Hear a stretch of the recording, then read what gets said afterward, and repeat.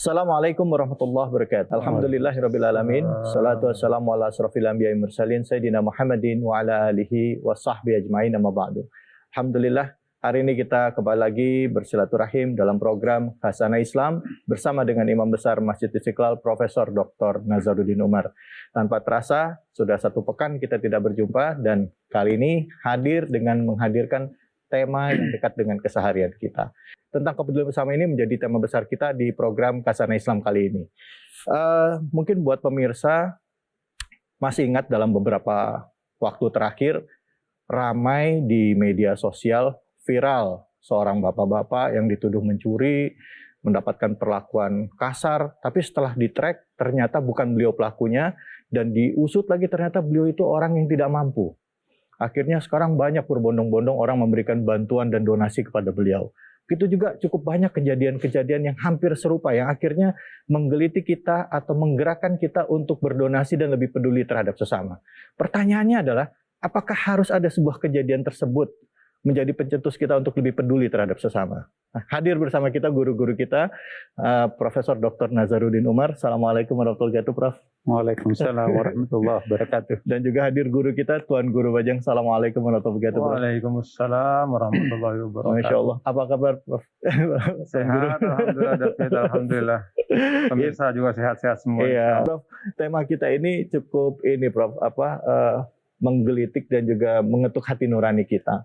Islam mengajarkan tentang kepedulian. Islam kadang mengkaitkan antara keimanan dengan kepedulian terhadap sesama. Nah, bagaimana sebenarnya, Prof, seharusnya kita merenungi atau memaknai tentang kepedulian sosial ini di dalam kehidupan kita sebagai umat Muslim? Silakan, Prof. Baik, bismillahirrahmanirrahim. Assalamualaikum warahmatullahi wabarakatuh. Waalaikumsalam. Alhamdulillah, syukurlah, wassalatu wassalamu ala rasulillah Sayyidina Muhammadin sallallahu alaihi wasallam. Para pemirsa, dengan mengambil topik Peduli sesama. peduli. Ya, apa yang dimaksud peduli? Peduli artinya kesediaan untuk berbagi. Tidak bisa kita sebut ada kepedulian kalau tidak ada kesediaan untuk berbagi. Berbagi itu kan bukan hanya materi, tapi berbagi ilmu pengetahuan, ya kan? Berbagi peluang, berbagi kesempatan, berbagi materi juga tentunya. Dan berbagi kegembiraan, berbagi energi positif. Jadi berbagi itu banyak cabangnya ya. Sekecil apapun peran kita pasti punya peluang untuk berbagi. Jadi hak untuk berbagi itu bukan hanya orang kaya ya. Sekecil apapun kita posisinya dalam masyarakat pasti punya potensi untuk bisa berbagi. Ada orang tidak punya harta, tapi punya ilmu. Ya. Ada orang nggak punya harta, nggak punya ilmu, tapi punya otot. Tiba-tiba ada kasihan tuh perempuan tuh mogok mobilnya minta didorong pancing, akinya mungkin lemah ya. Berbagi di situ. Ada orang minta petunjuk, ini arah ke Blok M di mana ya? Jangan cuek. Oh iya di situ Pak, lampu merah kedua berbelok kanan, kalau perlu kita empatinya kita tunjukkan itu. Ya. Itu doa itu. Memberikan kepuasan kepada orang itu doa bilisanil hal, ya kan? Jadi doa itu tidak mesti harus mengangkat tangan, komat kamit mulut minta. Memberikan kepuasan kepada orang itu doa bilisanil hal. Nanti Tuan Guru Baja, guru kita ya, insya Allah nanti beliau akan banyak pengalaman teori dan praktek. Masya Allah. Iya, Dokter Al-Azhar, tapi juga mantan gubernur, teori praktek. Langsung ya. Iya, langsung. Nah, kembali lagi ke tadi ya, bahwa peduli itu sebetulnya tidak pakai merek ya. Rasulullah SAW itu memberikan kepedulian itu bukan hanya kepada sesama umat Islam. Jadi kita nggak boleh egois. Wah, egoisme itu bisa dalam bentuk individu, egoisme keluarga, egoisme agama, ya kan, egoisme kebangsaan.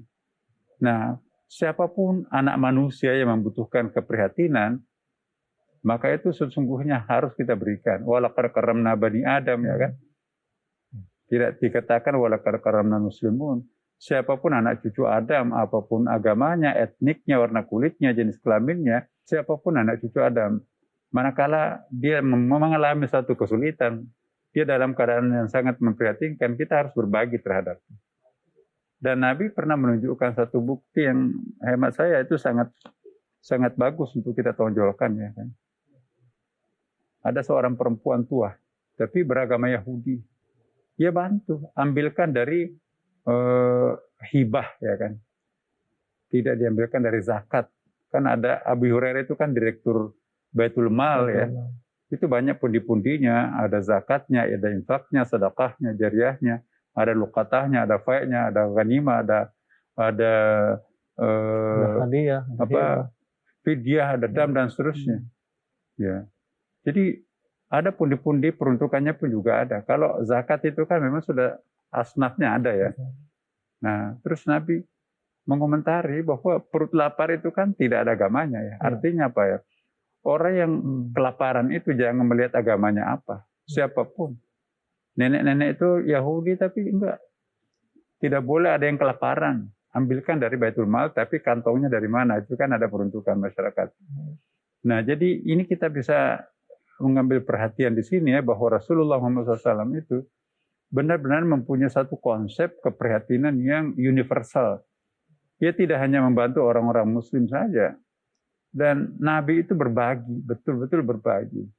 Berbagi itu artinya kesediaan juga untuk hidup dalam sebuah perbedaan. Ya, misalnya kita lihat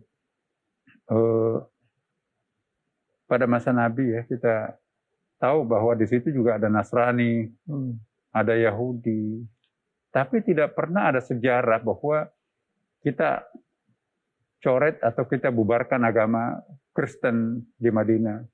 Sampai Rasulullah wafat itu, Yahudi itu masih tetap ada, Nasrani juga masih tetap ada, ya, bahkan diajak toleransi untuk satu sama lain. Nah, jadi kesediaan Rasulullah berbagi dengan mereka, contoh buat kita bahwa kita jangan hanya berbagi secara internal, ya kan. Ya. Berbagi itu sifatnya universal, siapapun yang membutuhkan pertolongan, keprihatinan, maka kita penting untuk memberikan bantuan seperti itu, ya. Bahkan kalau dalam Islam, jangankan orang hidup, orang mati pun juga wajib dihormati, kan? Iya. Ya. Al-mayyitu haqqullah, mayat itu pun juga haknya Allah. Tidak boleh, bahkan berdosa massal satu masyarakat kalau ada mayat yang bergelimpangan tanpa dikuburkan dimakan binatang buas. Nah, jadi keprihatinan itu universal. Iya. Saya kira itu.